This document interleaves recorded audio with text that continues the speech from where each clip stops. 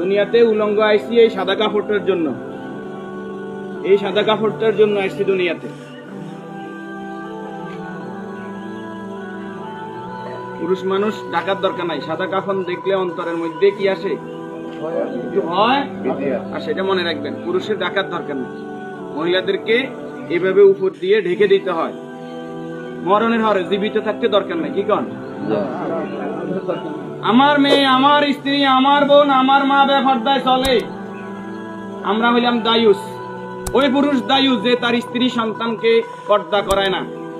আপনি থাকতে আপনার স্ত্রী কিভাবে ফেরিয়ালার সামনে যায় আলু ফ্রাইস কিনে, আপনি দেশে থাকতে, আপনি এলাকা থাকতে আপনার স্ত্রী কিভাবে মার্কেটিং করে যায়, এভাবে বাজার সদাই করে, আপনি পুরুষ কেন পর্দার ব্যাপারে সচেতন নয়? আপনার উপযুক্ত মেয়ে ওড়না ছাড়া ঘর থেকে বের হয় কিভাবে? আপনার মেয়ে, আমার মেয়ে কিভাবে পায়জামা টাকনুর উপরে পরে? আমার ছেলে কিভাবে পায়জামা টাকনুর নিচে পরে? আমার টাকা দিয়ে আমার ছেলে সিগারেট খায়, আমার টাকা দিয়ে, আমার টাকার এমবি খরচ করে আমার ছেলে মেয়ে ঘরের মধ্যে গান বাজনা করে। আপনি পুরুষ উদাসীন, আপনার খবর নাই। খোদার কসম, দায়ুস ওই পুরুষ যে পুরুষ তার পরিবারকে দিন শিক্ষা দেয় না, কোরআন শিক্ষা দেয় না, পর্দার কথা বলে না, আর দায়ুস জাহান্নামে যাবে। এই দুনিয়াতে আসছে সাদা কাপড়টার জন্য, শুধু এই সাদা কাপড়টা অ্যারেস্ট করার জন্য। কিন্তু এই সাদা কাপড়টাও নিজের টাকায় কিনা হয়, নিজের টাকায় কিনা হয়। কেউ না কেউ, আমরা অনেক সময় শুনছি যে 3.5 হাতের মালিক ছাড়া আমি ন, আমি নিজে 8-10টা কবর এইভাবে দিছি যে উনি যে জায়গা দেখাই গেছে এই জায়গায় কবর দিন, আর জায়গা দিচ্ছি আমাদের বাড়িতে। কথা কি বুঝতে পারছেন? উনি যে জায়গা দেখাই গেছে ওই জায়গায় দিতে পারি নাই বিভিন্ন কারণে। ওই জায়গার মধ্যে হয়তো পুরান কবর পড়ছে, অথবা ওই জায়গার মধ্যে খাদ গর্ত বেশি, পানি হয়ে গেছে।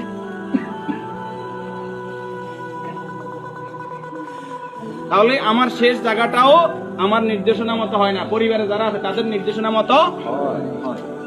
যে রাসূলের শানমর্যাদা এত বেশি, সে রাসূলের প্রতি দুরূদ ও সালাম সাল্লাল্লাহু আলাইহি ওয়াসাল্লাম। সম্মানিত উপস্থিতি, আল্লাহর এই গোলাম চেহারাতে বলতেছে অবশ্যই নেককার পরেজগার ছিল। আল্লাহ তাআলা ওনার জীবনের গুনাহগুলো মাফ করুন, আমিন। যে নেক আমলগুলো করেছে, দান সদকা করেছে, এর বদৌলতে কবর, হাসর, মিজান, ফুলসিরাত আল্লাহ কি করে দেখ, করে দেখ। আমরা যারা জানাজায় উপস্থিত হয়েছি আল্লাহ আমাদেরকে মাফ করে দিন। আল্লাহ তাআলা এই পরিবারকে ধৈর্য ধারণ করার তৌফিক দান করুন। 40 জন জানাজাতে কাদেরকে উপস্থিত করাইবেন? আমাদের কত বলবো, বলতে আর বলতে মনে চায় না। সব জানেন কিন্তু আমল নাই। আপনি জানেন যে আত্মীয়তার সম্পর্ক নষ্টকারী জাহান্নামে যাবে, আপনি নিজেই সেই সম্পর্কটা বারবার নষ্ট করেন। আপনি জানেন যে আগে সালাম দিতে হবে, আপনি সালাম দেন না। আপনি জানেন যে নিজের জন্য যেটা ভালো মনে করি অপরের জন্য সেটা ভালো মনে না করলে আমি ইমানদার নয়। আপনি জানেন প্রতিবেশীর হক নষ্ট করলে ইমানদার নয়। কই নেই, সব শুধু জানি, আমল করি না। আমাদের মাঝ থেকে আমলটা দূরে সরে গেছে। এই নেককার গোলাম জানাজাতে নামাজি পরেজগার লোক, শিরিক মুক্ত লোক, আপনার দৃষ্টিতে যিনি শিরিক মুক্ত, এরকম 40 জন লোক যদি দোয়া করে আল্লাহ তাআলা ওই দোয়া কি করে? কবুল করে। 40 জন হাইবেন, আইতেন না। উনি নামাজি পরেজগার, উনি হয়তো আপনি মনে করেন যে মাজারে সেজদা দেন শুধু কবিরা গুনাহ, মাজারে সেজদা দেন বুঝি শিরক। শনিবার মঙ্গলবার কি শিরক না?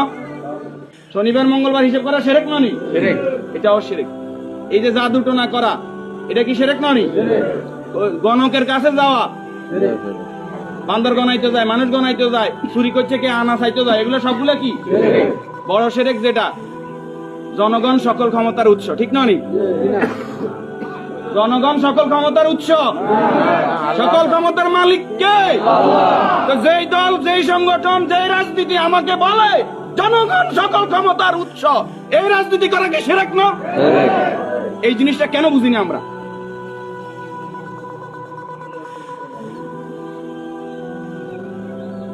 আপনি মুখে বললেন জনগণ সকল ক্ষমতার উৎস, অন্তরে আপনি বলবেন যে হ্যাঁ আল্লাহ সকল ক্ষমতার উৎস, এটা তো আল্লাহ মানে না। মুখে যেটা বলতে হবে অন্তরে এক থাকতে হবে। তাহলে সকল ক্ষমতার মালিক কে? আল্লাহ। আর যারা রাষ্ট্র ক্ষমতায় গিয়ে, একজন মুমিন ইসলামী রাষ্ট্র ব্যবস্থার বাইরে যাওয়ার কোনো সুযোগ নাই। যদি আওয়ামী লীগ আবার তওবা ইস্তেগফার করি আই কয় যে আমরা আল্লাহর আইন অনুযায়ী রাষ্ট্র চালাইম, আমরা কইম আলহামদুলিল্লাহ। বিএনপি যদি কালকে বলে যে আমরা রাষ্ট্র চালাইম আল্লাহর আইন অনুযায়ী, কোরআনের আইন দিয়ে রাষ্ট্র চলবে, সৎ নামাজি ফরেজগার লোকরা চেয়ারম্যান মেম্বার হইব, তাকওয়াবান হইব, আমরা বিএনপির সাথে আছি, বিএনপি কে ভোট দেব। যদি জামাত ইসলামী বলে আমরা আল্লাহর আইন দিয়ে রাষ্ট্র চালাইবো, কোরআন চালাইবো, দেশ তাকওয়ার ভিত্তিতে চলবে, রাসূল যেভাবে চালাইবে আমরা তাদেরকে ভোট দিব।